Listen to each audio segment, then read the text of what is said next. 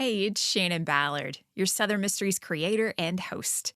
When you listen to Southern Mysteries, it's thanks in part to my patrons who helped me create this independent podcast. I want to say a special thanks to our newest patrons, Delane Anderson from Norcross, Georgia, Courtney Morris from McKittrick, California, Julie from Mississippi, S.J. Plaza from San Antonio, Texas, Angelina Zadrima from Pleasant Valley, New York, Catherine Stevens Fontenot from Stone Mountain, Georgia, Nancy Schwall from Traverse City, Michigan, and to Jennifer Ashcroft, Angela McCarthy, and Sparky and Susan Jackson.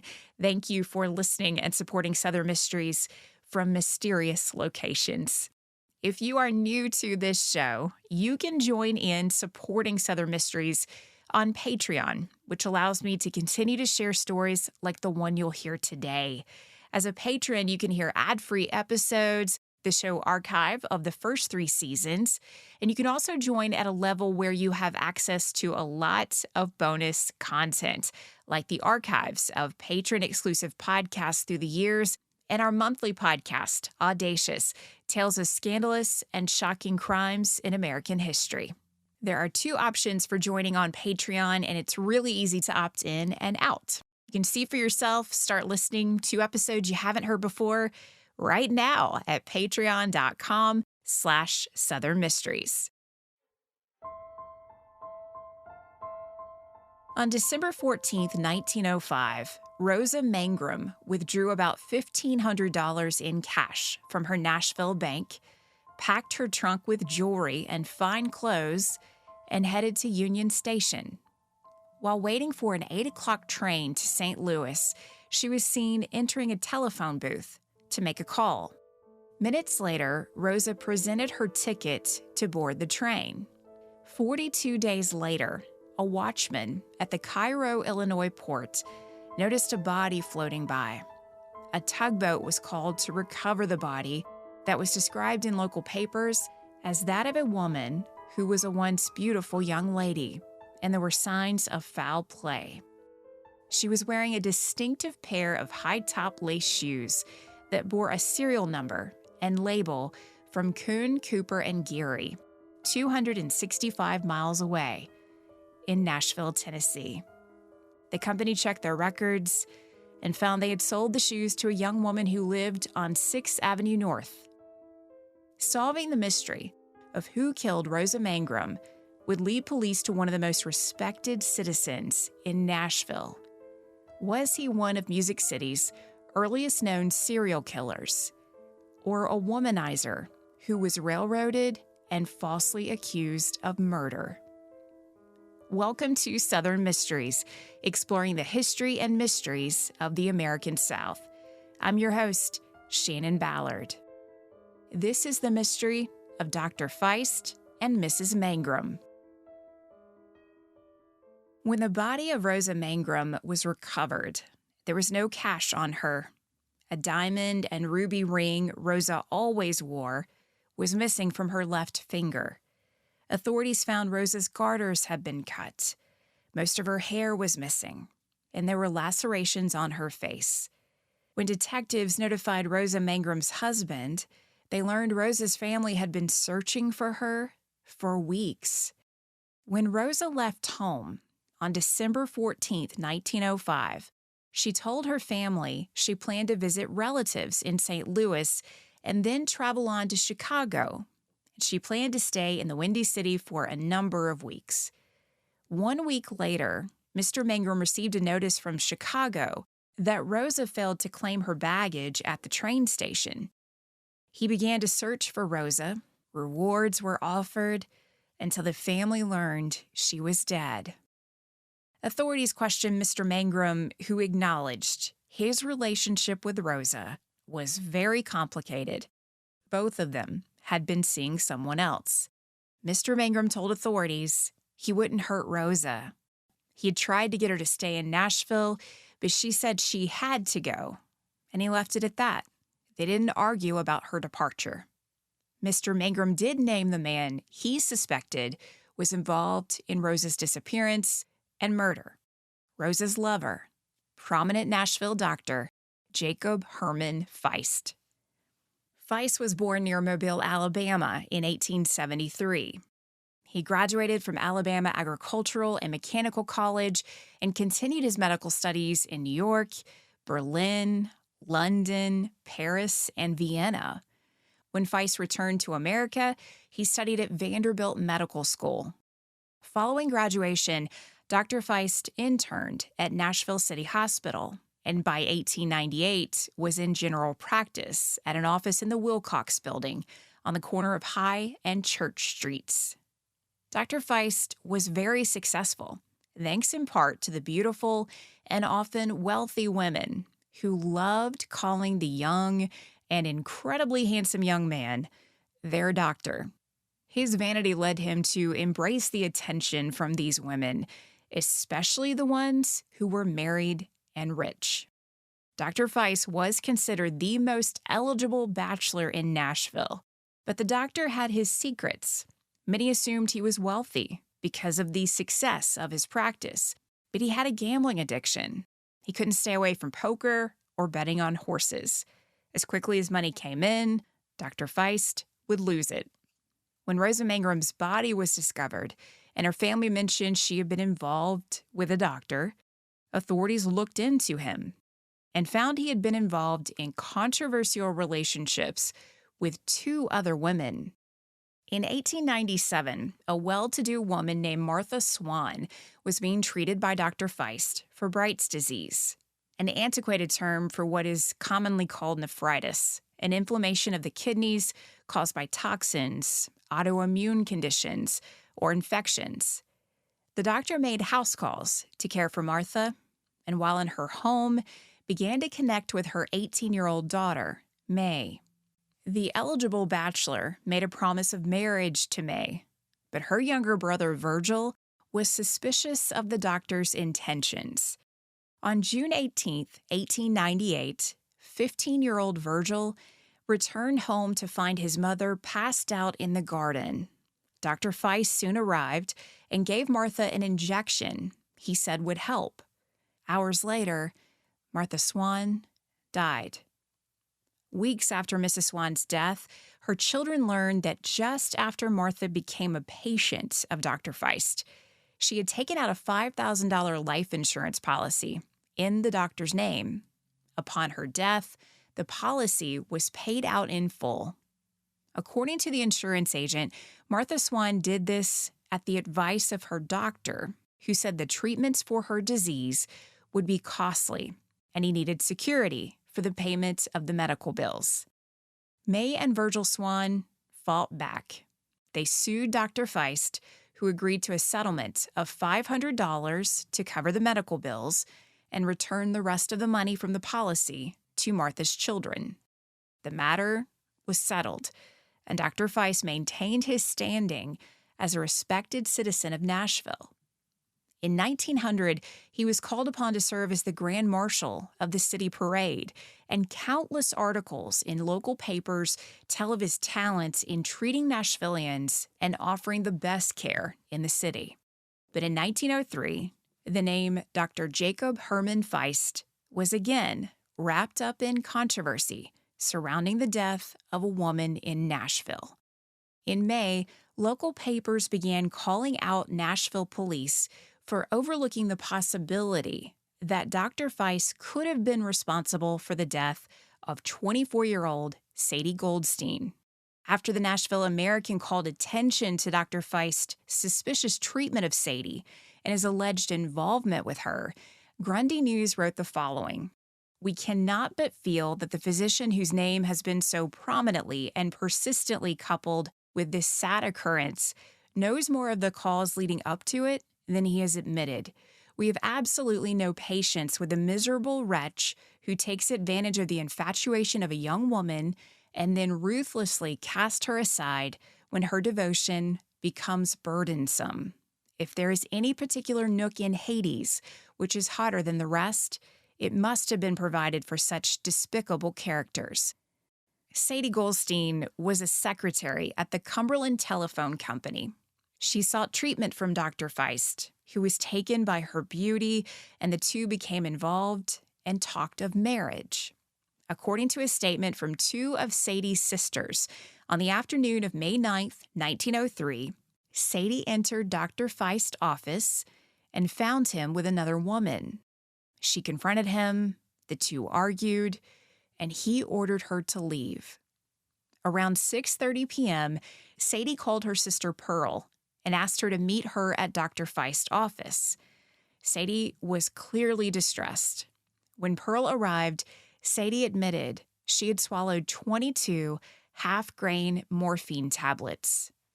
The official records list two versions of what happened in the hours that followed. Dr. Feist's statement to the police said he knew of Sadie, but she was a casual acquaintance.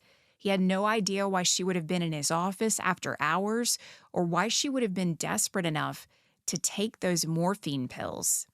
His statement said he worked through the night to save her, even calling in other doctors to assist.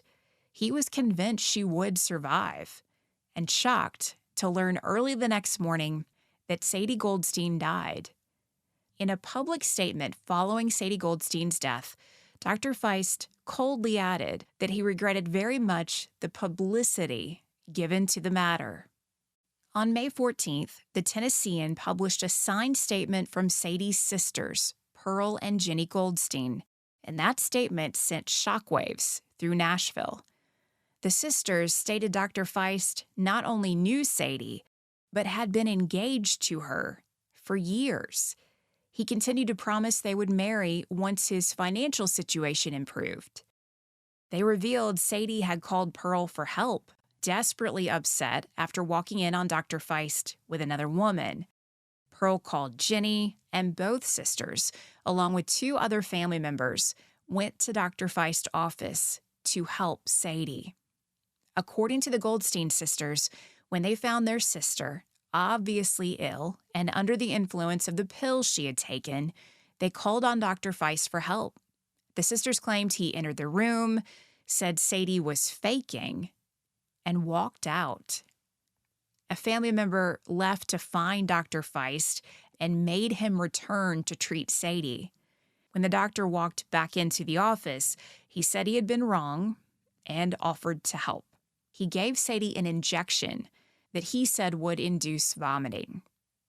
According to the Goldstein sisters' statement, the only reason another doctor arrived to help Sadie was one of their family members suspected something was off with that injection, and they decided to run for help. They didn't understand why Sadie had been injected rather than given something orally to induce vomiting. They worried the injection may have been a drug like morphine intended to kill Sadie. When the second doctor, Walter Linehan, arrived, he worked with Dr. Feist to treat Sadie. Around 9 a.m. the next morning, that doctor and the Goldstein family members were shocked by Dr. Feist's request to remove Sadie from his office because he had to open and begin seeing his scheduled patients. Dr. Linehan agreed to move Sadie to a nearby sanatorium. Dr. Feist reassured Sadie's family she was well on the road to recovery.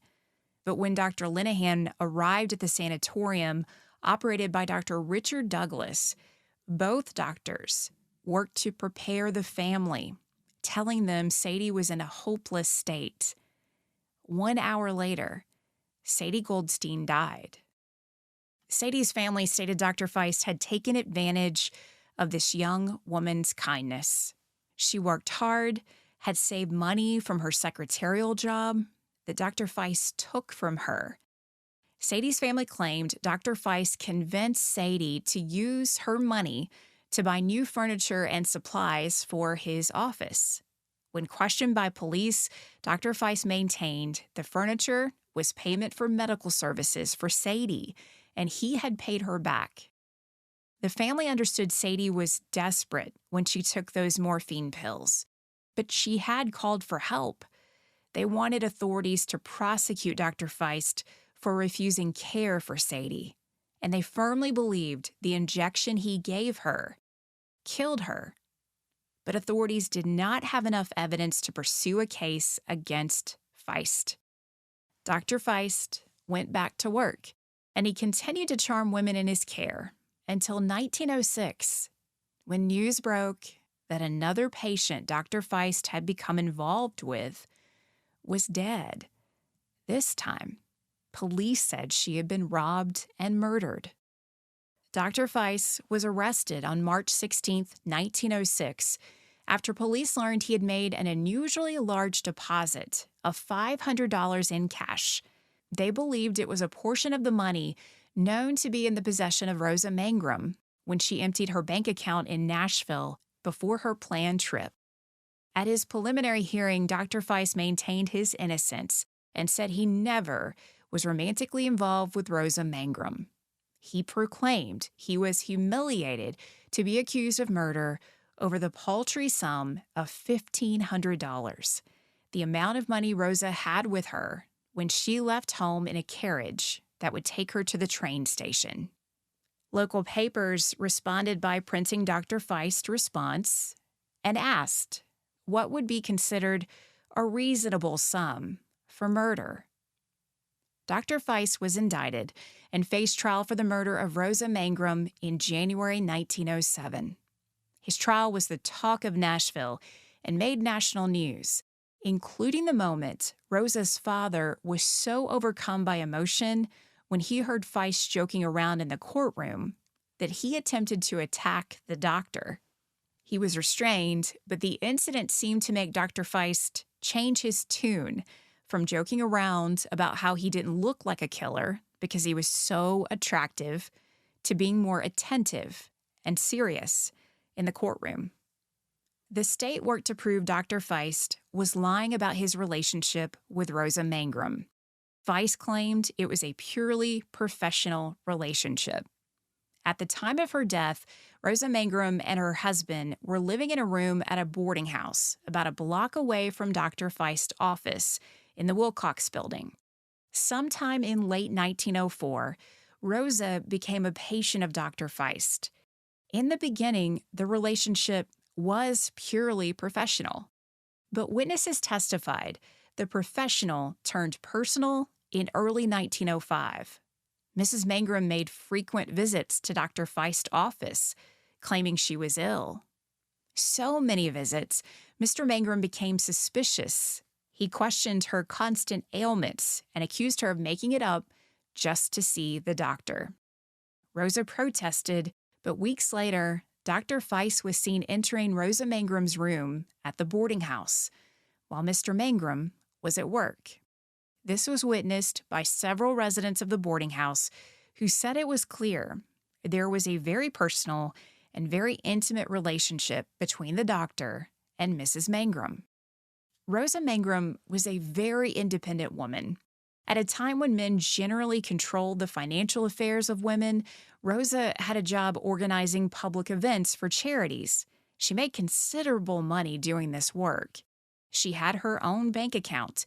She loved to buy herself fine clothes and jewelry and saved nearly $1,500, which would be about $47,000 today.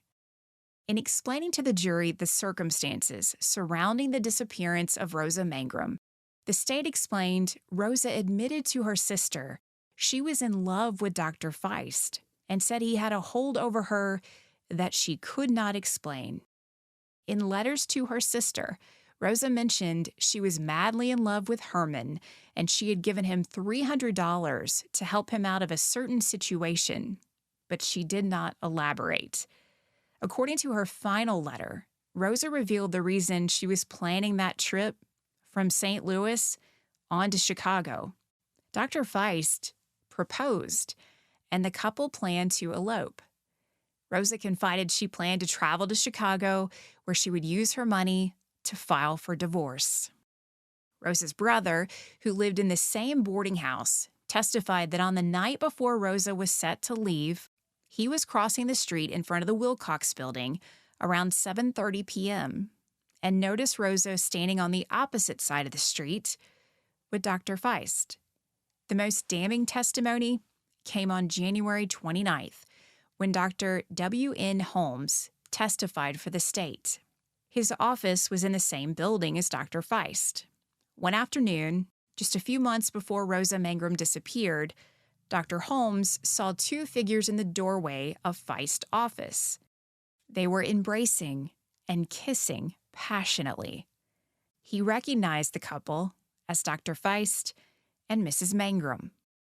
Dr. Holmes remembered this moment clearly because he pulled Dr. Feist aside later that day to warn him to be careful when and where he did such things. The state had strong evidence that Rosa Mangrum was in a romantic relationship with Dr. Feist. But did he kill her? The state never placed doubt on Rosa Mangrum making it to Union Station. A ticket agent had helped her find a phone when she was waiting at the terminal, and her baggage had been checked on to Chicago. But the prosecution noted investigators could find no witness who boarded the train that night, no ticket agent or anyone else who saw a woman who matched the description of Rosa Mangrum on board that train. The state laid out their theory as to Rosa Mangrum's disappearance and murder. They told the jury that on December 14, 1905, the day Rosa was set to take that train from Nashville, Dr. Feist hired a horse and buggy from the proprietor of a lesser-known livery stable in a remote part of Nashville. Mr. E.H. Mitchell testified to this, saying he recognized the defendant, who had used the assumed name of Dr. S.A. Bean when he hired the buggy.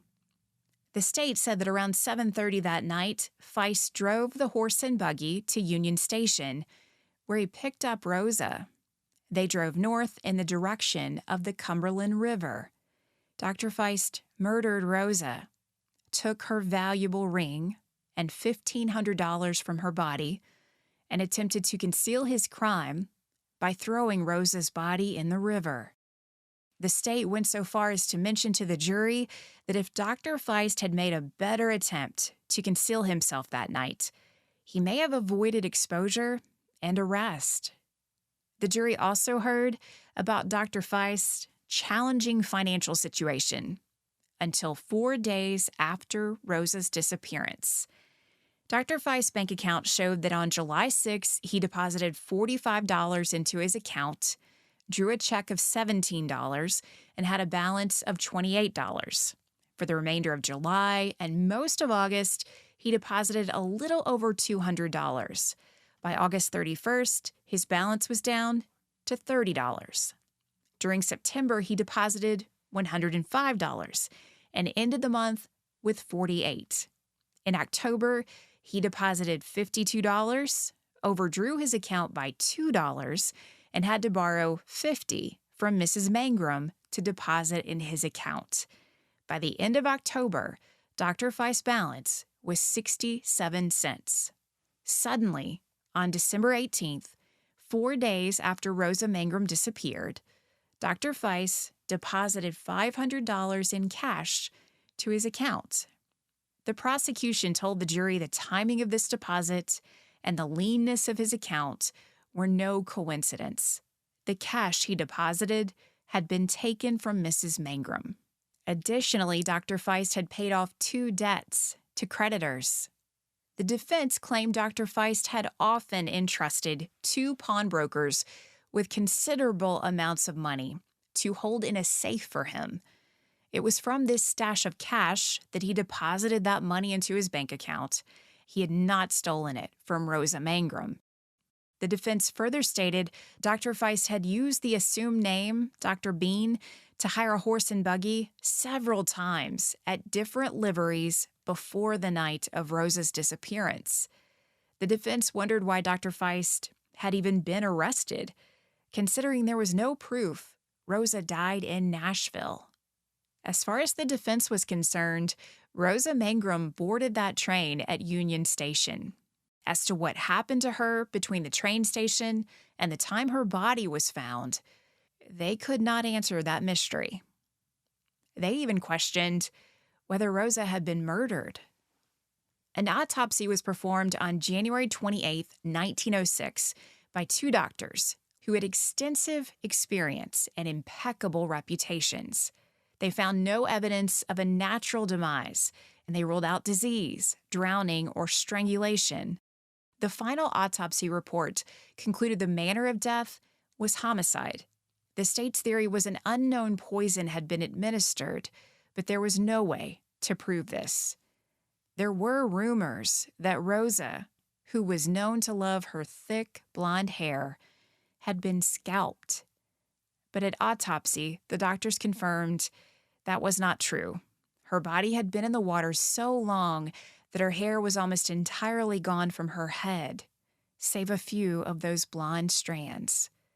They found 2 small cuts at the lower margin of her lip, which they agreed were made post-mortem, possibly while Rosa was in the river. At trial, the state explained a great number of poisons could have been administered to cause death, but leave no trace at autopsy due to the extent of decomposition of the body.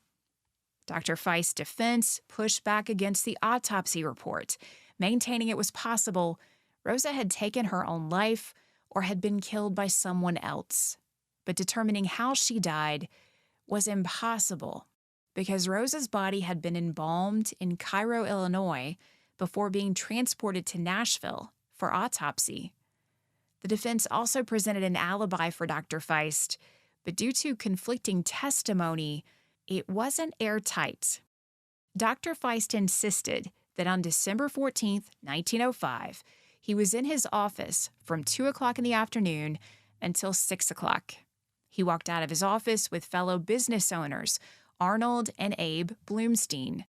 Dr. Feist said he went to Abe Bloomstein's home for supper and left between 9 and 10 p.m. Abe Bloomstein corroborated the doctor's alibi, but 2 members of the Bloomstein household testified Dr. Feist had been at their home for dinner on the evening of December 16th, not the 14th. When questioned as to whether they had the wrong date, they said it was impossible to know because Dr. Feist had dined at their home several times. The trial lasted for weeks, with every salacious detail being printed in newspapers nationwide. When the defense cross-examined Rosa Mangrum's husband, J.O. Mangrum, they attempted to establish he had motive to get rid of his wife. They questioned why he spoke out about his wife's infidelities, while he had seen 2 women since his wife's death and was said to be seeing a woman while they were still married. The defense also pointed out to the jury that Mr. Mangrum had quickly remarried once confirmation came that Rosa was dead. The prosecution offered up the most controversial witness at trial, a local sex worker, Mabel McCain. Mabel testified to an incident at an upscale Nashville brothel known for protecting the secrets of prominent citizens. According to Mabel, a few days before Rosa disappeared, she heard voices from the adjoining room. A man kept calling out for his Rosa, dear Rosa. Mabel immediately recognized the female voice as that of Rosa Mangrum, who she had met several times. Mabel stated she heard Rosa call the man Herman and seemed to be joking around about not needing to take that much money with her when she goes. During cross-examination, the defense attacked Mabel and claimed she had been paid to make those statements at trial. The defense ended up catching Mabel in several lies and admissions of exaggeration. In closing statements, the defense called the state's case against Dr. Feist a load of slop, purely circumstantial, with no evidence there had been a murder. The state closed by reminding the jury of Dr. Feist's history of wooing, swindling, and taking advantage of women. They claimed Rosa's devotion to Dr. Feist was futile because he grew tired of her and wanted to move on to another woman. Before she could file for divorce and be free to marry the doctor, he killed her so he would be free to move on. On February 15th, the jury deliberated for just over an hour before they returned a verdict of guilty of murder in the first degree. Dr. Feist calmly heard the verdict and only spoke a few words as he was walked from the courtroom through a large crowd, crying out murderer. He simply said, I have nothing to say. Dr. Feist was sentenced to death. His defense filed an appeal, and just over a year later, on March 30th, 1908, the Supreme Court of Tennessee reversed his conviction. The city of Nashville was shocked and split over that opinion, which stated the prosecution had failed to prove where Rosa Mangrum had been killed and therefore had failed to establish whether Nashville, in Davidson County, was the right venue for the murder trial. It was clear upon their review of the conviction that the High Court of Tennessee did not find the evidence was strong enough to prove Dr. Feist killed Mrs. Mangrum. Prosecutors pursued the case, and a new trial date was set for Dr. Feist in June 1909. Based on that High Court decision, there was strong doubt as to whether Dr. Feist was a killer, which was reflected in the verdict. Not guilty. Public sentiment toward Dr. Feist remained divided in Nashville. His prominent friends who had been supportive of him, even helped raise money for his bond, refrained from socializing after he was freed. His murder trials had ruined him and destroyed his practice. Dr. Feist left Nashville, returned to his hometown near Mobile, Alabama, where he planned to open a new practice, but the state of Alabama refused to grant that license. Dr. Feist had extensive medical training, but his actions in Nashville raised concern about the quality of care patients would receive. Dr. Feist decided to ignore the state of Alabama, and he practiced medicine, unlicensed, for years. He was taken to court several times. In each case, he was granted mercy due to the public support and demand that he be allowed to treat patients. For some people, their only option for care was Dr. Feist. For decades, he practiced unlicensed until his neighbors filed for and won a petition to grant Dr. Feist a medical license to practice only in his county. When he returned to Alabama, Dr. Feist withdrew from dating in general and never married. He died in October 1956 at the age of 79.